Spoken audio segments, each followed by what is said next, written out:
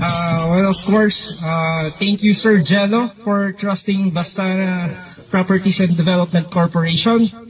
Nasahan po ninyo na itatayo po namin itong bahay nyo na mabilis po. Yun lang po. God bless. Thank you. We would like to thanks to Mr. Gilo family for their trusting our Bastana family.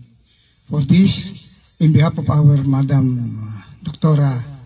Cecil Pardo Apostol, we would like to say thank you to the family of Sir Jello.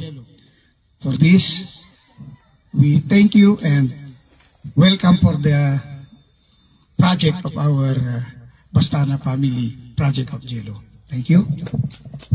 Luturin ko,